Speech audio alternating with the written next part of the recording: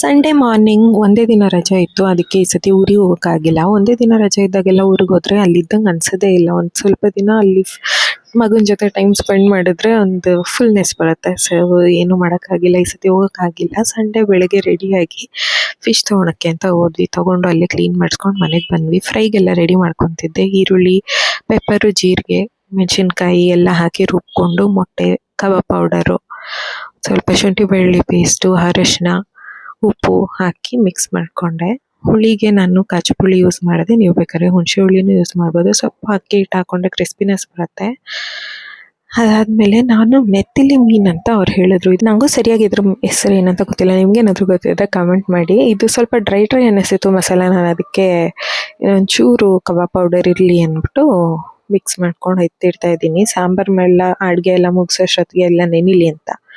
Second type of fish ಕಾಟ್ಲನ್ನು ಹಾಕಿ ಚೆನ್ನಾಗಿ mix ಮಾಡಿ ನೆನಿಲಿ ಅಂತ ಇಟ್ಟೆ. ಅದಾದಮೇಲೆ ನಾನು ಫಿಶ್ ಕರಿ ರೆಡಿ ಮಾಡ್ಕೊಳಕ್ಕೆ ಅಂತ ಹೋದೆ. ಈ ರೆಸಿಪಿ ಬಂದು ನನ್ನ ಮದರ್ ಇನ್ ಲಾ ಹೇಳ್ಕೊಟ್ಟಿದ್ದು. ತುಂಬ ಸಿಂಪಲ್ ಇದೆ. ಈರುಳ್ಳಿ, ತೆಂಗಿನಕಾಯಿ, ಕೊತ್ತಂಬರಿ ಸೊಪ್ಪು, ಶುಂಠಿ ಬೆಳ್ಳುಳ್ಳಿ ಪೇಸ್ಟು, ಧನಿಯಾ ಪುಡಿ, ನಾನು ಹಸಿಮೆಣ್ಸಿನ್ಕಾಯಿ ಹಾಕ್ಕೊಂಡೆ. ನೀವು ಹಸಿಮೆಣ್ಸಿನ್ಕಾಯಿ ಅಥವಾ ಖಾರದ ಪುಡಿನೂ ಹಾಕ್ಕೋಬೋದು. ಟೊಮೆಟೊ ಎಲ್ಲ ಹಾಕಿ ರುಬ್ಬಿ ಒಂದು ಪಾತ್ರೆಗೆ ಎಣ್ಣೆ, ಕರಿಬೇವು ಸೊಪ್ಪು ಮತ್ತು ರುಬ್ಬಿದ ಮಸಾಲ ಹಾಕಿ ಚೆನ್ನಾಗಿ ಹಸಿ ವಾಸನೆ ಹೋಗೋ ತನಕ ಕುದಿಬೇಕು. ಅದು ಚೆನ್ನಾಗಿ ಕುದಿಬೇಕಾದ್ರೆ ಮೀನನ್ನು ಅದಕ್ಕೆ ಹಾಕ್ಬಿಡೋದು.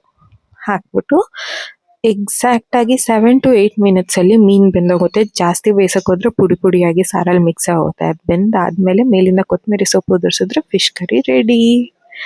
ಅದಾದಮೇಲೆ ನಾನು ಫಿಶ್ನ ತವಾ ಫ್ರೈ ಮಾಡೋಣ ಅಂತ ಅಂದ್ಬಿಟ್ಟು ತವಾ ಫ್ರೈ ಮಾಡೋದಕ್ಕೆಲ್ಲ ರೆಡಿ ಮಾಡಿಕೊಂಡು ಫಿಶ್ ಫ್ರೈ ಮಾಡೋಕ್ಕೆ ಸ್ಟಾರ್ಟ್ ಮಾಡಿದ್ವಿ.